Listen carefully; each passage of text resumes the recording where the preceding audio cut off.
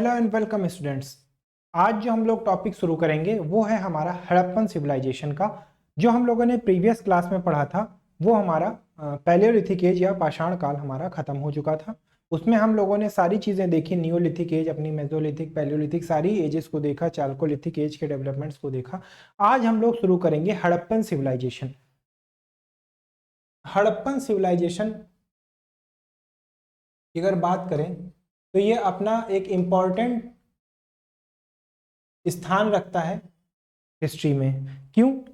क्योंकि ये पहला डेवलपमेंट ह्यूमन हिस्ट्री में था जब हमें एक नया रेवोल्यूशन, वो भी सिविलाइजेशन और अर्बनाइजेशन के क्षेत्र में देखने को मिलता है।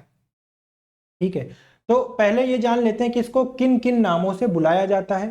तो देखिए, हड़प्पा सिविलाइजेशन को कहीं कहीं सिंधु घाटी सभ्यता भी बुलाया जाता है। सिंधु नदी के किनारे बसी होने की वजह से सिंधु घाटी सभ्यता भी इसको बुलाया जाता है। कहीं कहीं सरस्वती सभ्यता भी इसको बुलाया जाता है। सरस्वती सभ्यता भी इसको बुलाया जाता है। और हड़प्पा जो कि इसका पहला नगर था, उसके नाम पर भी इसको हड़प्पा सभ्यता बुलाया जाता है। हड़प्पा सभ्यता इसको बुलाया जाता है। ये तो इसके नाम की चर्चा हो गई। अब अगर हम लोग हड़प्पा सभ्यता के वैश्विक विस्तार को देखें कि आखिर इन सब चीजों में हमें क्या क्या पढ़ना है, तो देखिए हम लोग यहाँ हड़प्पा सिविलाइजेशन में देखेंगे क्या बदलाव आते हैं। अभी तक हम लोगों ने जो पाषाण काल देखा था, तो पाषाण काल में हम लोगों ने क्या देखा था, मानव की उत्पत्ति कैसे हुई, कैसे वो आग जलाना सीखता है, कैसे वो कृषि को सीखता है और कैसे वो कबीलाई जीवन में धीरे धीरे आता है। अब यहाँ पर एक ट्रांजिशन फेज हमारा आ रहा है और वो हम देख रहे हैं, अर्बनाइजेशन का फेज हमारा यहाँ आ रहा है। अर्बनाइजेशन का फेज आ रहा है, यहाँ पर नगरीकरण होगा। यहाँ पर हम देखेंगे कि जो लाइफ स्टाइल है उसमें काफी बदलाव आएगा। जो लाइफ स्टाइल है वहां पर हम लोग देखेंगे काफी बदलाव यहाँ पर आ जाते हैं, और इन सारे बदलावों को स्टडी करते हैं और पढ़ते हैं हम लोग हड़प्पन सिविलाइजेशन में। ठीक है, तो इसकी शुरुआत कहाँ से होती है इसको सबसे पहले जान लेते हैं। तो देखिए, था क्या कि 1853 में होता क्या है, एक रेलवे लाइन का निर्माण हो रहा था। एक रेलवे लाइन का निर्माण हो रहा था। निर्माण कार्य, जैसा आपको पता है कि 1853 में सबसे पहले रेल गाड़ी कहाँ पर चलाई थी, मुंबई से ठाणे, डलहौजी के काल में। तो ये वो ऐसा समय था जब रेलवे लाइन बिछाए जाने का काम बहुत जोरों शोरों से चल रहा था। और कहाँ पर, पाकिस्तान में पेशावर के पास बन रही थी। तो उस समय सबसे पहले, वो ऐसा समय था जब सबसे पहले हड़प्पा सभ्यता की ईंटें प्राप्त हुई। हड़प्पा सभ्यता की ईंट प्राप्त हुई। हड़प्पा सभ्यता की ईंट प्राप्त हुई, लेकिन इसके प्राप्त होने का कोई कारण नहीं बन सका, क्योंकि कोई समझ ही नहीं सका कि आखिर ये ईंटें कहां से प्राप्त हुई, या इसके नीचे कोई बहुत बड़ा नगर दबा हुआ है या छिपा हुआ है। ऐसा किसी को पता ही नहीं चला। ठीक है, तो हम देखते हैं कि फिर क्या डेवलपमेंट होता है। 1921 से 1922 में क्या होता है कि खुदाई के दौरान दो व्यक्ति थे। एक का नाम था राखल दास बैनर्जी और एक थे दयानंद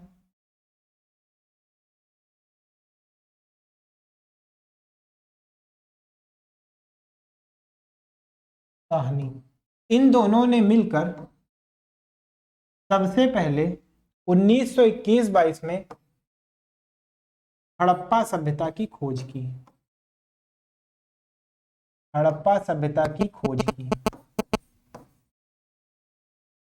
हड़प्पा सभ्यता की खोज की। अगर हड़प्पा नगर की बात करें,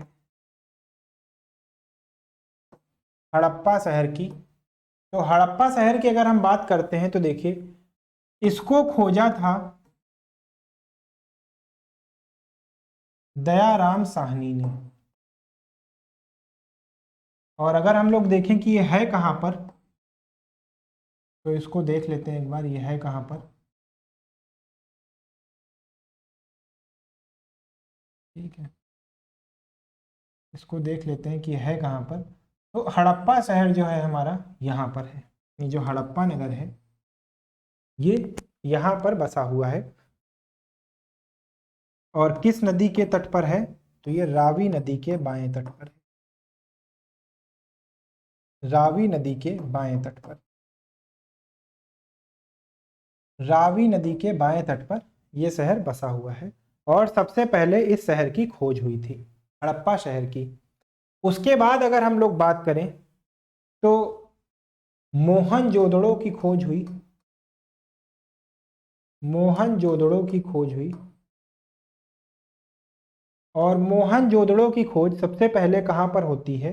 तो देखिए, ये सिंधु नदी के तट पर था, सिंधु नदी के तट पर, सिंधु नदी के तट पर था। और इसको खोजने वाले व्यक्ति कौन थे? राखल दास बनर्जी, राखल दास बनर्जी ने वो खोजा था, राखल दास बनर्जी ने इसको सर्वप्रथम खोजा था।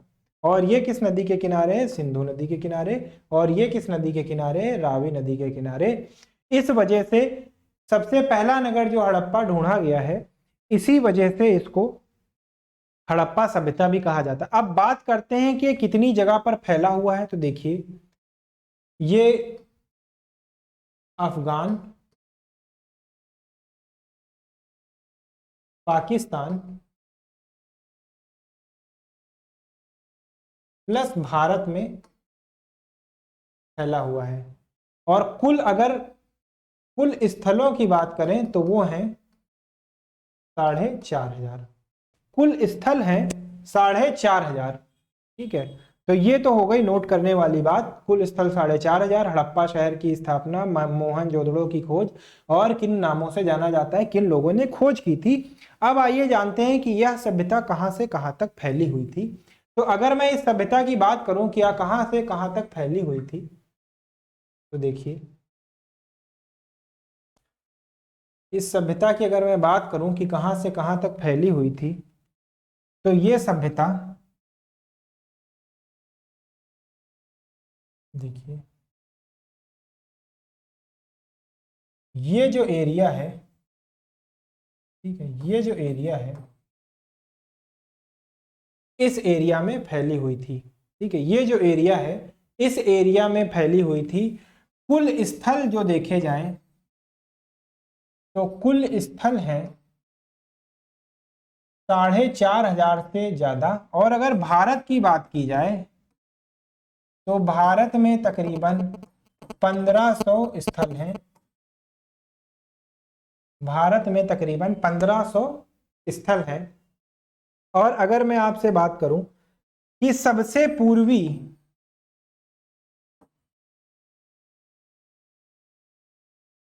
पूर्वी नगर हड़प्पा का कौन सा था, तो वो क्या हो जाएगा? आलमगीरपुर, आलमगीरपुर हो जाएगा। अगर सबसे पश्चिमी की बात करें,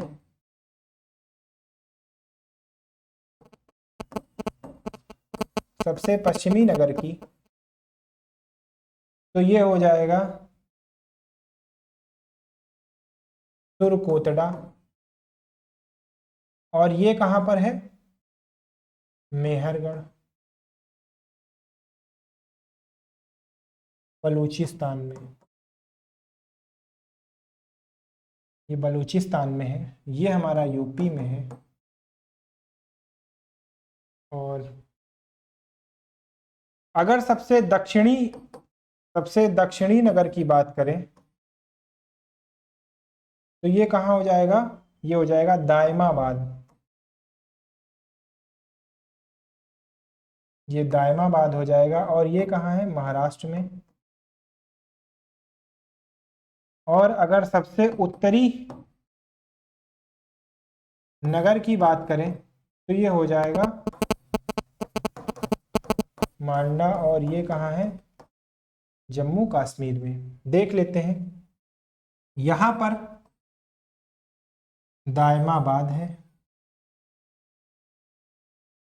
ठीक है, यहाँ पर दायमाबाद है, यहाँ पर तुतका सुरकोतड़ा है, यहाँ पर मांड है, और यहाँ पर हमारा आलमगीरपुर है। ठीक है, तो ये हो गई बात हमारे हड़प्पा सभ्यता की। अब देखते हैं कि कितना बड़ा फैला हुआ था। तो अगर इसके क्षेत्रफल की बात करें, एरिया की, तो क्षेत्रफल में ये 12,99,000 किलोमीटर स्क्वायर में फैला हुआ था। यानी अगर हम उस समय इजिप्ट की बात करें, तो जो इजिप्ट सिविलाइजेशन थी, इजिप्ट सिविलाइजेशन, यह 12 गुना था, इजिप्ट सिविलाइजेशन के 12 गुना था। और अगर हम लोग बात करें कि इजिप्ट यानी मिस्र प्लस मेसोपोटामिया की सभ्यता का, प्लस मेसोपोटामिया की सभ्यता का, तो ये 20 गुना था। आप समझ सकते हैं कि कितना विशाल हमारा हड़प्पा सभ्यता फैला हुआ था, कितना विशाल फैलाव था इसका। कि अगर हम लोग बात करें इजिप्ट यानी मिस्र की सभ्यता का, तो मिस्र की सभ्यता का 12 गुना, और मिस्र प्लस मेसोपोटामिया की सभ्यता का 20 गुना हमें देखने को मिलता है। ठीक है, अब हम लोग देखते हैं कि आखिर इसमें था क्या। तो देखिए, जो पूरा नगर हुआ करता था वो दो तरीकों से बटा हुआ था, दो तरीकों से बटा हुआ था।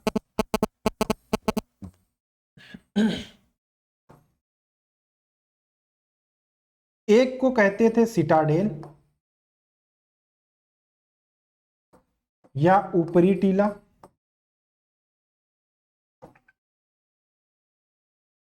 और जो दूसरा था लोअर सिटी या निचला टीला। ये दो नगर ऐसे हुआ करते थे, और ये सुरक्षा दीवार थी, ये सुरक्षा परकोटा या सुरक्षा दीवार हुआ करती थी, सुरक्षा परकोटा या सुरक्षा दीवार हुआ करती थी। ठीक है, ये सुरक्षा परकोटा या सुरक्षा दीवार हुआ करती थी, ये ऊपरी टीला था, ये निचला टीला था, और ये दो भागों में विभाजित हुआ करता था। ठीक है, ऐसा कहा जाता है कि यहाँ पर कैसे लोग रहते थे। यहाँ पर जो प्रशासन को संभालते थे वो रहते थे जो पुरोहित वर्ग या जो प्रीस्ट क्लास हुआ करता था वो रहा करता होगा, या जो कुलीन वर्ग के लोग थे वो रहा करते होंगे। और निचले टीले की अगर बात करें तो यहाँ पर कौन रहते थे, तो यहाँ पर कुम्हार, या हम कह सकते हैं श्रमिक वर्ग,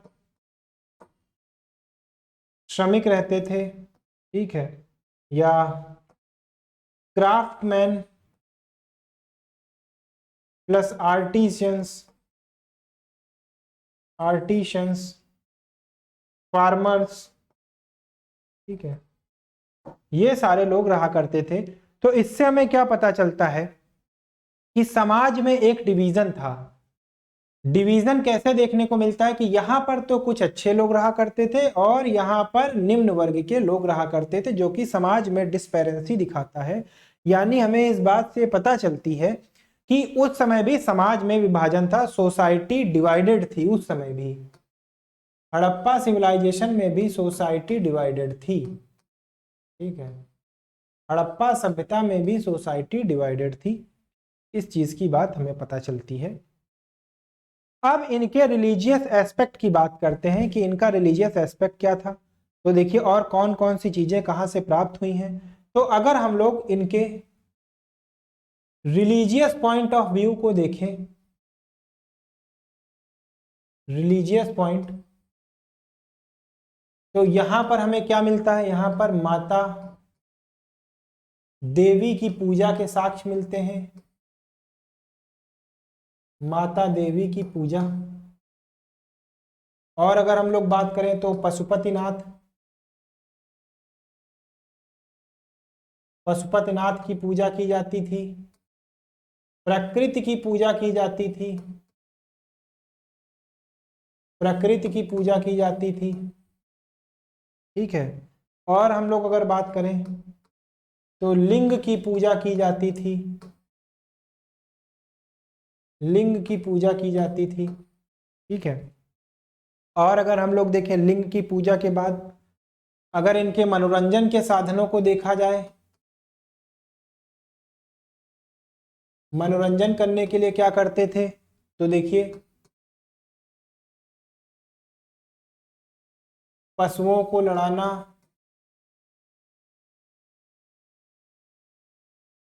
पशुओं को लड़ाना, ताशों का खेल,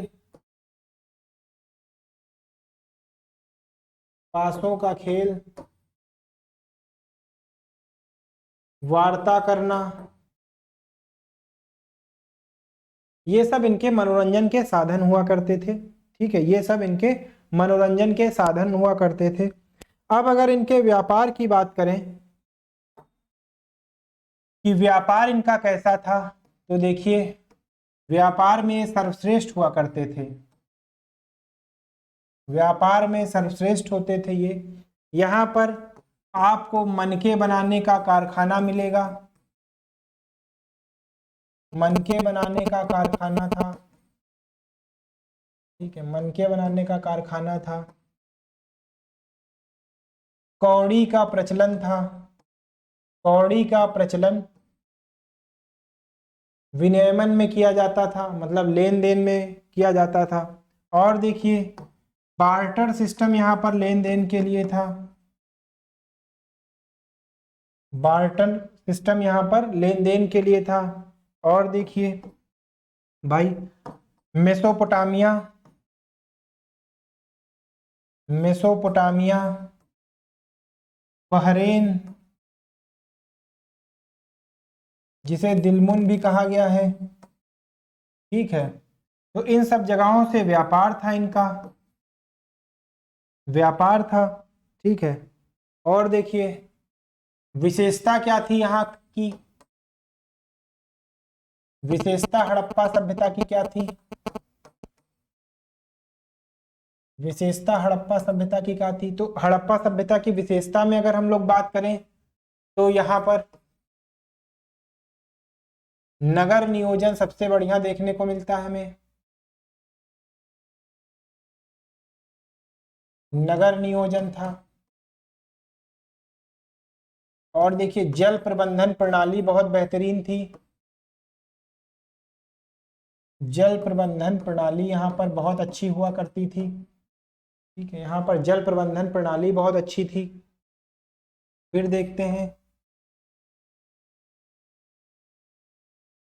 2 मंजिला इमारत, 2 मंजिला इमारत थी। और बाथरूम्स, बाथरूम सैनिटेशन की बहुत अच्छी व्यवस्था हुआ करती थी यहाँ पर, सैनिटेशन की बहुत अच्छी व्यवस्था हुआ करती थी। तो ये सारी कुछ यहाँ की हड़प्पा सभ्यता की विशेषताएं हैं। और इन विशेषताओं को एक एक करके हम लोग देखेंगे कि क्या क्या विशेषताएं हैं और कैसे कैसे सारी चीजें हमें देखने को मिलती हैं। तो सबसे पहले अगर बात करें हड़प्पा की, तो देखिए इसके खोज करता जो थे वो थे दयाराम साहनी, दयाराम साहनी जी इसके खोज करता थे। और यहाँ पर देखिए यहाँ पर सड़कें जो है कोण में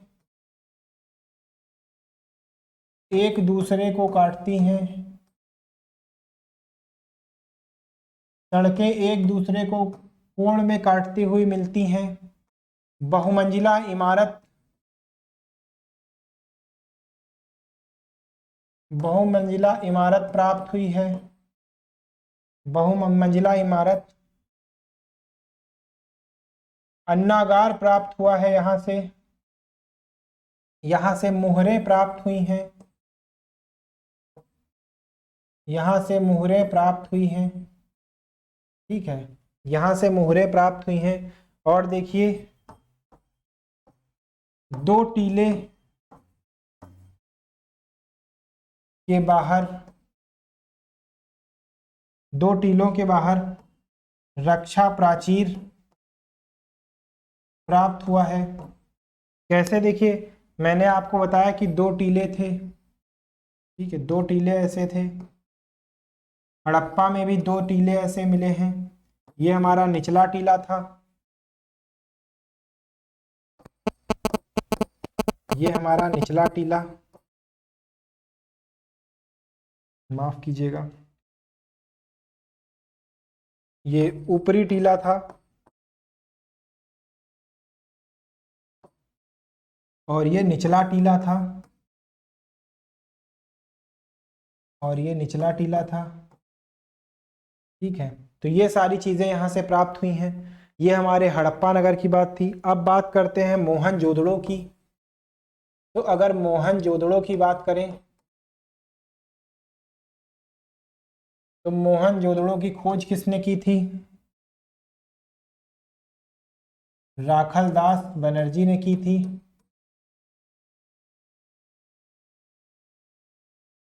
1921-22 में।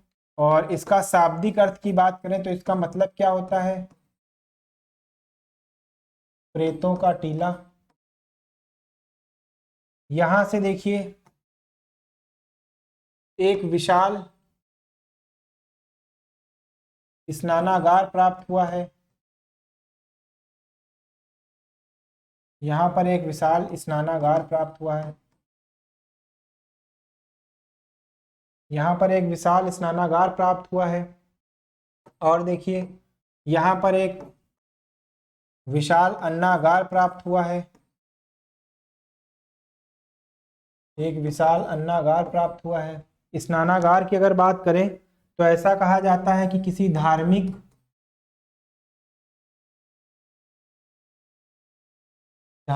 कार्य या सभा के लिए इसका इस्तेमाल किया जाता होगा। मार्शल महोदय ने तो इसे 8वां अजूबा कह दिया है। स्नानागार के संबंध में ये कहा गया है कि ये उस समय तात्कालिक विश्व का आश्चर्य था। तात्कालिक विश्व का आश्चर्य बताया गया है इसे, ठीक है, तात्कालिक विश्व का आश्चर्य बताया गया है। और विशाल अन्नागार मिला था। और देखिए योगी की मूर्ति मिली थी।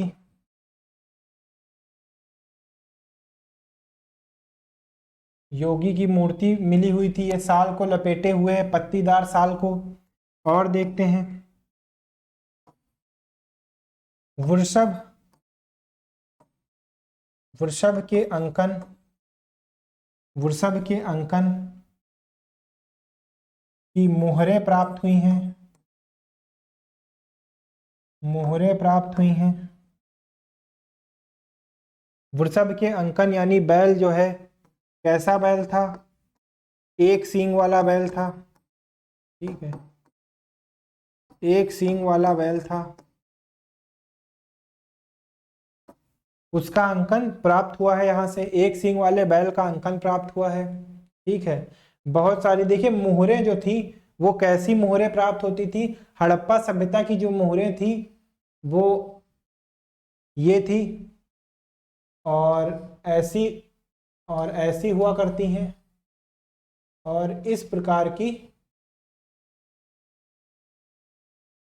मोहरें पाई गई हैं। ये वर्गाकार, देखिए ये वर्गाकार मोहरें थी, ये आयताकार मोहरें थी, ये आयताकार मोहरें थी, और ये बेलनाकार मोहरें थी। बेलनाकार मोहरें थी। क्या क्या मोहरों में किन किन चीजों का अंकन मिलता है? तो देखिए मोहरों में अगर बात करें तो मोर का अंकन मिलता है, मृग का अंकन मिलता है, देखिए मृग का अंकन मिलेगा आपको। और मृग के बाद अगर हम बात करें तो बैल का अंकन मिलता है हमें, बैल का अंकन मिलता है। ठीक है। और अगर हम लोग बात करें यहाँ से तो हम ये देख सकते हैं कि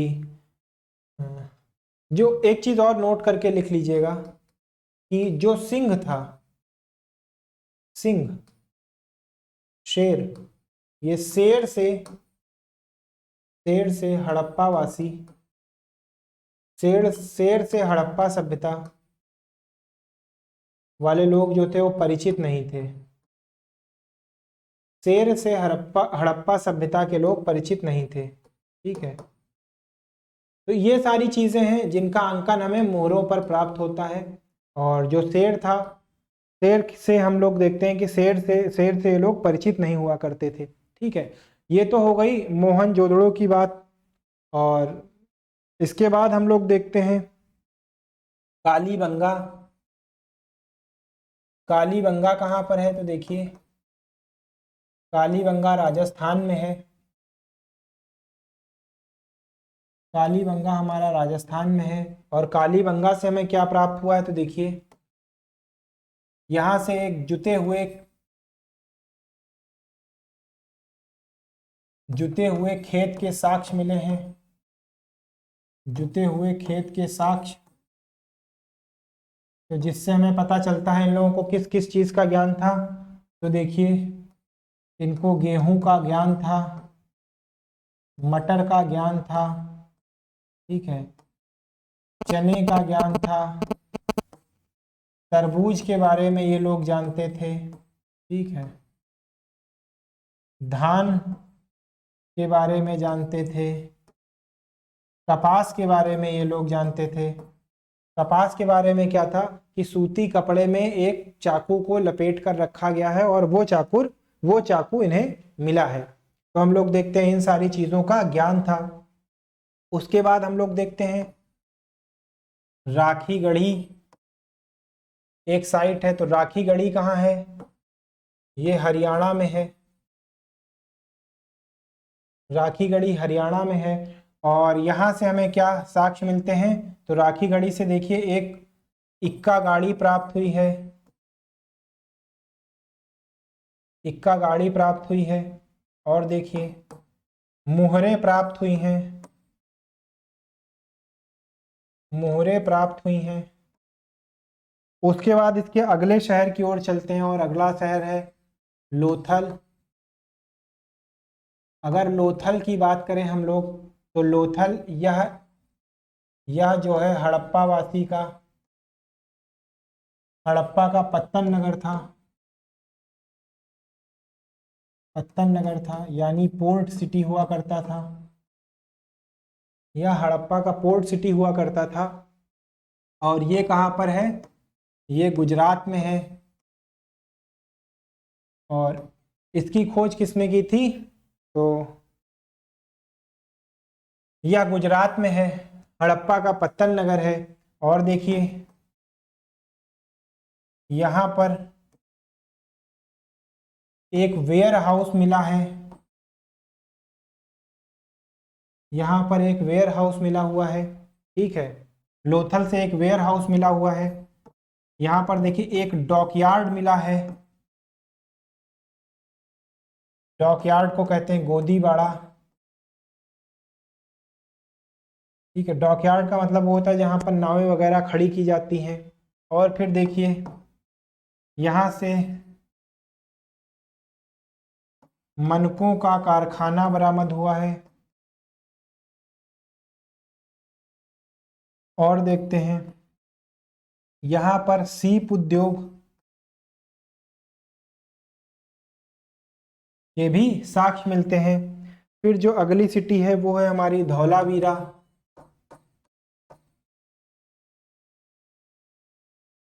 और ये कहाँ है, ये भी हमारा गुजरात में है। और अगर हम इसकी बात करें धौलावीरा की, तो देखिए यहाँ पर जल प्रबंधन की व्यवस्था मिलती है।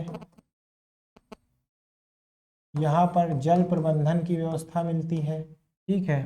यहाँ से देखिए सीप उद्योग, सीप उद्योग का कारखाना मिला है। फिर देखते हैं हम लोग यहाँ पर घोड़े की हड्डी मिली है।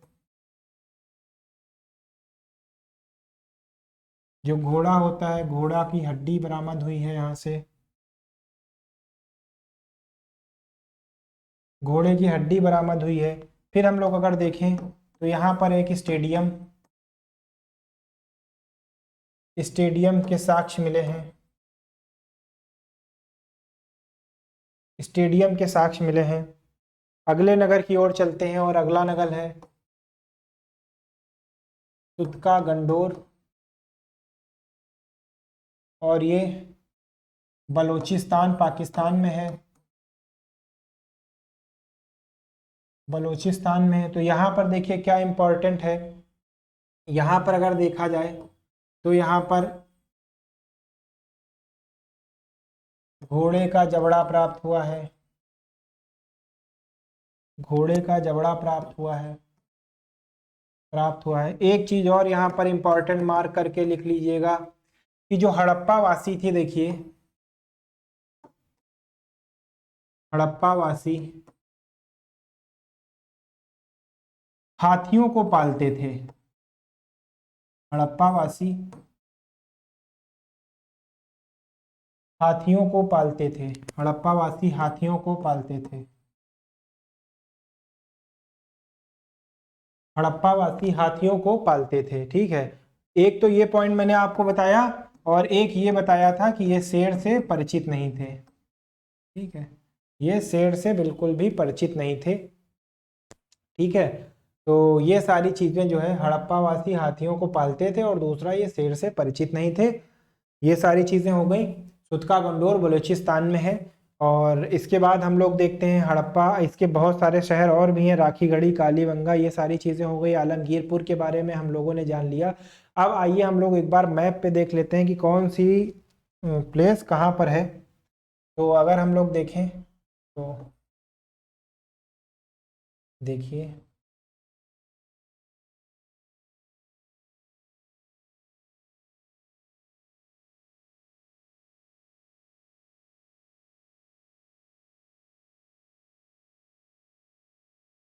अगर ऐसे हम लोग बात करें तो देखिए यहाँ पर लोथल है। ठीक है, यहाँ पर धौलावीरा है। यहाँ पर धौलावीरा है। यहाँ पर दायमाबाद है।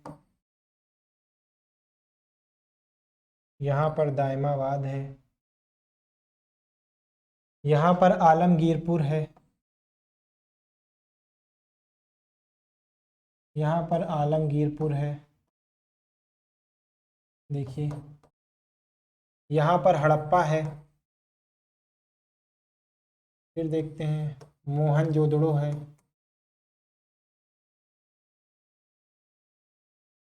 मोहनजोदड़ो है।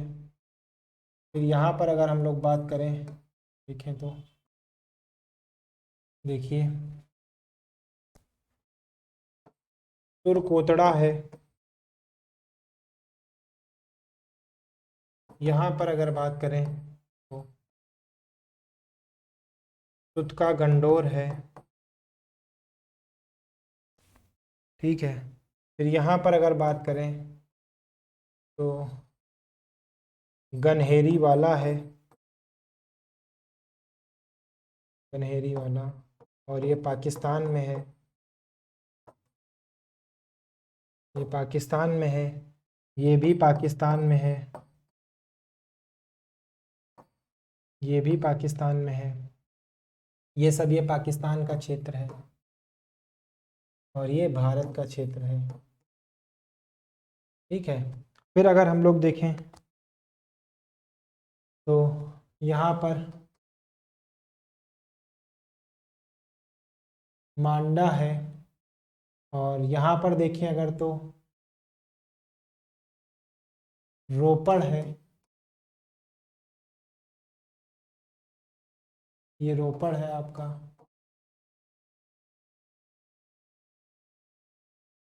फिर अगर हम लोग देखें तो यहाँ पर है राखी गढ़ी, ये हरियाणा में है।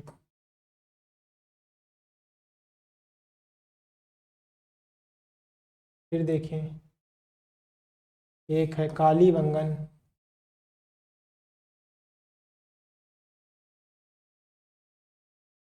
ये राजस्थान में है। फिर यहाँ पर एक है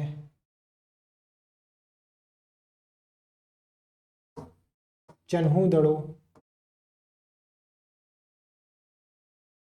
तो कहने का मतलब ये सारी मतलब हड़प्पा कालीन साइट्स हैं जिनके बारे में हमें पता होना चाहिए। ये सब एसएससी वगैरह में बहुत पूछे जाते हैं ये सारी साइट्स, और ये कहाँ पर हैं, ये सारी चीज़ें पूछी जाती हैं। और हमें इन सारी चीज़ों के बारे में पता होना चाहिए कि कौन सी साइट कहाँ पर है और किन जगहों पर है, हर एक चीज़ पता होना चाहिए। जैसे अगर मैं बात करूँ, दायमाबाद ये महाराष्ट्र में है, ठीक है, दायमाबाद ये महाराष्ट्र में है, और ये प्रवरा नदी के किनारे है। ये प्रवरा नदी के किनारे बसा हुआ है, ठीक है। अगर हम लोग यहाँ पर बात करें सुरकोतड़ा की, तो ये दास्क नदी के किनारे है, ठीक है। आलमगीरपुर की बात करें तो ये देखिए हिंडन नदी के किनारे बसा हुआ है, ठीक है, हिंडन नदी के किनारे बसा हुआ है। अगर हड़प्पा की बात करें तो ये रावी नदी के किनारे बसा है। मोहनजोदड़ो की बात करें तो सिंधु नदी के किनारे बसा हुआ है।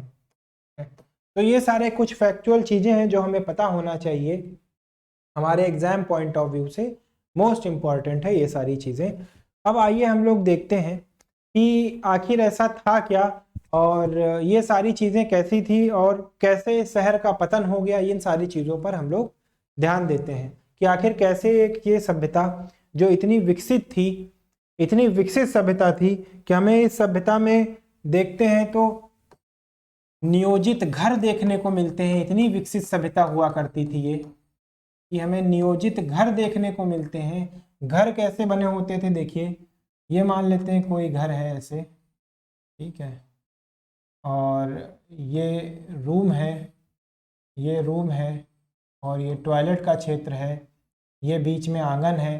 तो देखिए कैसे घर बना हुआ करता था कि मतलब सीधे एंट्रेंस में, अगर हम लोग एंट्रेंस की बात करें तो देखिए एंट्रेंस में सीधे प्राइवेसी का इतना ख्याल रखा जाता था। आप समझिए कि 2-2.5 हजार साल पहले की अगर हम बात करें भाई, अगर इस सभ्यता की बात करें तो कब से कब तक थी, देखिए 2750 बीसी से लेकर 1750 बीसी तक का माना जाता है इसे।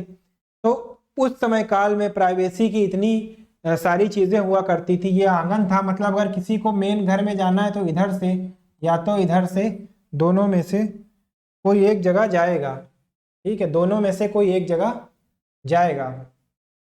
नियोजित घर था और हर एक चीजें थी, यहाँ तक कि प्लैन्ड सिटी हुआ करती थी।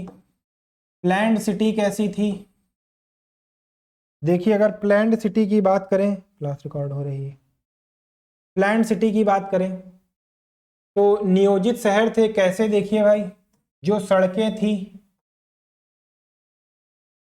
वो एक दूसरे को 90 डिग्री के कोण पर काटती थी। 90 डिग्री के कोण पर एक दूसरे को काटती थी। ये 90 डिग्री पर ये सड़क है और ये सड़क है, मतलब 90 डिग्री पर एक दूसरे को काटती थी। और देखिए जो घर हुआ करते थे, जैसे ये घर है, ये सड़कें बनी हुई हैं, ठीक है, जैसे मान लेते हैं ये सड़कें बनी हैं और यहाँ पर पतली पतली गलियां गई हुई हैं। तो जो घर होते थे, घर का जो एंट्रेंस गेट था, देखिए ये जो एंट्रेंस गेट है, गेट सड़क पर खुलता था, सड़क पर खुलता था, ठीक है, और ये सड़क फिर सीधे मेन रोड से मिली हुई होती थी। ये सड़क फिर मेन रोड से मिली हुई कटती थी। गलियां 90 डिग्री पर एक दूसरे को काटती थी। यहां तक कि बहुत सारे घरों में प्राइवेट बाथरूम मिले हुए हैं,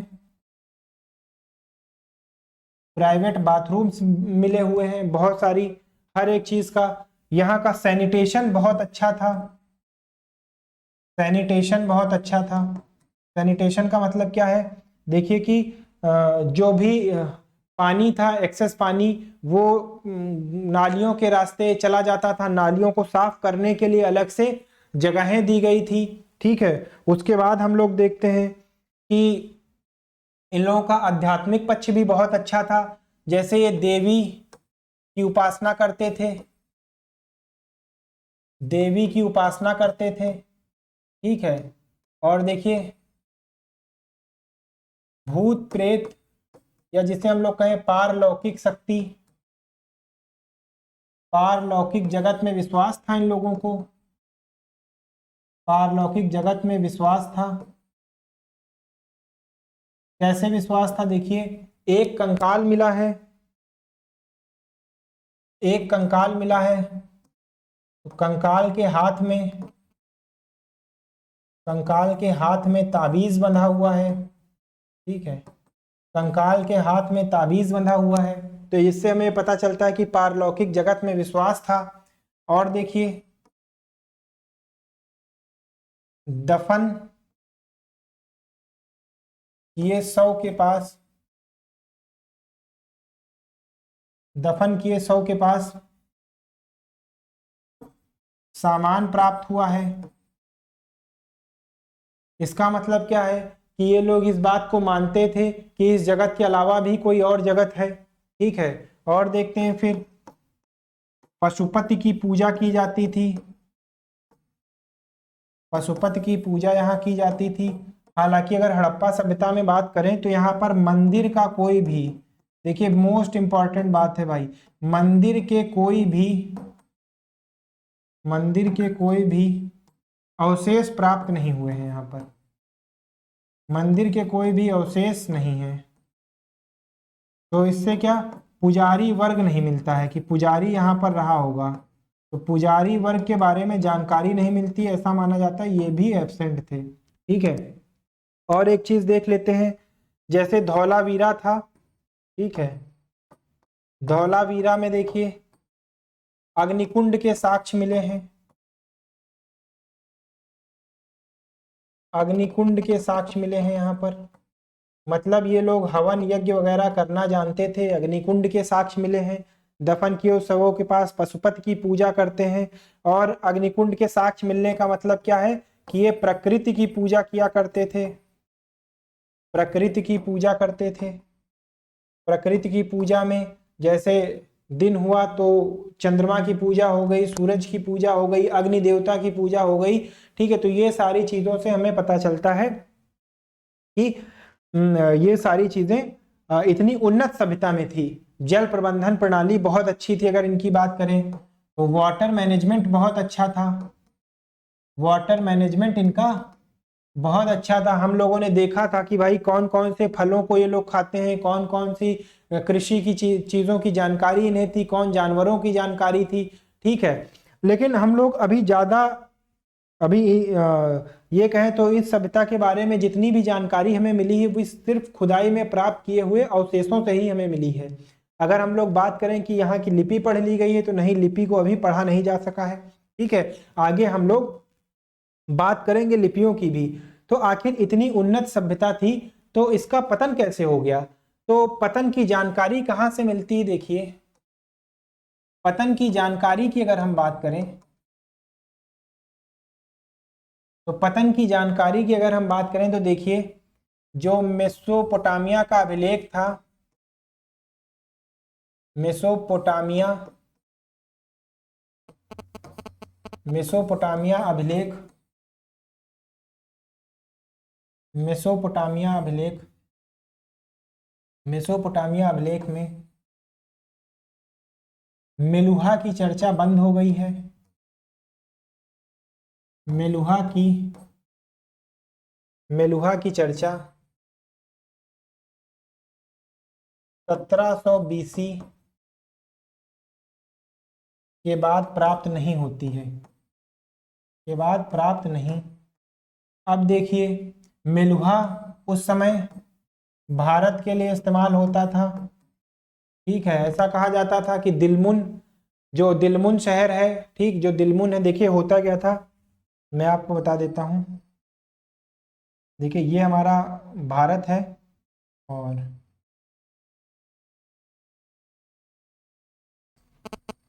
उस समय क्या हुआ करता था, देखिए ये अफ्रीका है। तो ये कहा जाता था कि मेलुहा से जहाज चलते हैं और उसके बाद वापस मेसोपोटामिया की सभ्यता तक आते हैं, दिलमुन पर इंतजार करते हैं, यहाँ पर मेलुहा बताया गया। तो ये इनका ट्रेड रूट हुआ करता था, ठीक है, ये इनका ट्रेड रूट हुआ करता था। यहाँ पर मेसोपोटामिया की सभ्यता थी, मेसोपोटामिया की सभ्यता, ठीक है। तो मेसोपोटामिया की सभ्यता में अभिलेखों में मेलुहा की चर्चा बंद हो गई है। नहीं तो एक समय ऐसा था जब ये कहा जाता था कि यहाँ के बंदरगाहों पर मेलुहा के जहाज खड़े मिलते थे। दिलमन बहरीन को दिलमन के नाम से कहा गया है। तो हम ये देखते हैं कि 1700 बीसी के आसपास मेलुहा की चर्चा बंद हो गई। इससे हमें ये तो पता चलता है कि इस समय ऐसा कुछ हुआ रहा होगा कि उस समय जो इतनी उन्नत सभ्यता है वो धीरे धीरे पतन की ओर बढ़ने लगी, ठीक है। तो क्या हुआ था, आइए उस चीजों को जानते हैं। तो अगर पतन के कारणों पर नजर डालें, पतन के कारणों पर, पतन के कारणों पर देखें तो कुछ लोग कहते हैं कि बाढ़ की वजह से पतन हो गया। कुछ का ये मानना है कि मलेरिया महामारी की वजह से पतन हो गया, महामारी ने पतन ला दिया, पतन ला दिया। कुछ ऐसा मानते हैं कि व्यापार विफलता के कारण, व्यापार विफलता के कारण पतन हो गया। कुछ का ये मानना है कि भूकंप की वजह से, पतन हो गया, ठीक है। लेकिन अभी एग्जैक्ट हम लोगों को क्यों जानकारी नहीं मिल पाई है, क्यों? क्योंकि अगर हड़प्पा सभ्यता की लिपि की बात करें, हड़प्पा की लिपि की बात करें तो यह अभी पढ़ी नहीं जा सकी है, पढ़ी नहीं जा सकी है, ठीक है, यह अभी पढ़ी नहीं जा सकी है। हड़प्पा की लिपि अभी पढ़ी नहीं जा सकी है, इसलिए ये वाला जो फेज है हमारा, हड़प्पा की लिपि पढ़ी नहीं जा सकी, तो ये वाला जो फेज है, देखिए मैंने आपको बताया ना, दो चीजें होती हैं, एक होती है प्राग ऐतिहासिक, ठीक है, प्राग ऐतिहासिक, फिर हमारा आता है आद ऐतिहासिक, आद ऐतिहासिक, और फिर आता है ऐतिहासिक, ठीक है। तो प्राग ऐतिहासिक में हम लोगों ने मुख्यतः देखा था स्टोन एज, ठीक, स्टोन एज देखा था। और इसकी क्या क्वालिटी है कि देखिए यहाँ पर लिखने की सामग्री उपलब्ध नहीं है, लिखने की सामग्री उपलब्ध नहीं है और पढ़ा भी नहीं जा सका है, ठीक है। यहाँ पर देखिए क्या है, जो हमारी हड़प्पा सभ्यता है वो आद ऐतिहासिक है, जो हड़प्पा सभ्यता है वो आद ऐतिहासिक है। क्यों? क्योंकि यहाँ पर लिखा तो गया है, लिखा गया है, लेकिन पढ़ा नहीं जा सका है, लेकिन पढ़ा नहीं जा सका है। और उसके बाद हम लोग देखते हैं कि जो हड़प्पा के बाद का काल है वो हमारा ऐतिहासिक काल में आ जाता है, जैसे हैर्यक वंश हमारा हो गया, ठीक है, मौर्य वंश हो गया, ये सब जो है हमारे ऐतिहासिक काल में आ जाते हैं, क्योंकि लिखा हुआ साक्ष्य तो मिला है और हम लोगों ने उसको पढ़ा भी है, ठीक है। तो अब अगर हड़प्पा की बात करें कि आखिर हड़प्पा को पढ़ा क्यों नहीं जा सका, तो इनकी जो लिपि थी वो देखिए पिक्टोग्राफिक थी, पिक्टोग्राफिक लिपि है, पिक्टोग्राफिक है। पिक्टोग्राफिक का मतलब हो गया चित्रात्मक, चित्रात्मक लिपि है, इस वजह से इसको पढ़ा नहीं गया है। ठीक है, अब चित्रात्मक लिपि है, चित्रलिपि होने की वजह से इसको पढ़ा नहीं जा सका, इसलिए एग्जैक्टली हम इसके बारे में कुछ बता नहीं सकते हैं। तो जो भी हमें फिर जानकारी कहाँ से मिली, तो जानकारी के लिए देखिए, जानकारी के लिए हमें मुहरे, मुहरे थे इनके, और इनके अवशेष, इनके अवशेष और समकालीन सभ्यता, और समकालीन सभ्यता के ग्रंथ, समकालीन सभ्यता के ग्रंथ जैसे मेसोपोटामिया की ग्रंथ हो गए। ठीक है, मिस्र सभ्यता के ग्रंथ में क्या जानकारी मिलती है, इन सब की वजह से हमें पता चला। चित्रलिपि होने के कारण इसको पढ़ा नहीं जा सका है, इस वजह से हम इसके बारे में कुछ एग्जैक्टली बता नहीं सकते। खैर जो भी कारण हो, लेकिन हमारी एक बहुत बड़ी सभ्यता का अंत तो हो ही गया, पतन तो हो ही गया है। अब इसके बाद हम लोग क्या देखेंगे, इसके बाद जो हम लोग कल की क्लास में देखेंगे वो देखेंगे वैदिक सिविलाइजेशन। वैदिक सिविलाइजेशन को हम लोग देखेंगे अपनी अगली क्लास में। तो तब तक के लिए थैंक यू फॉर वॉचिंग।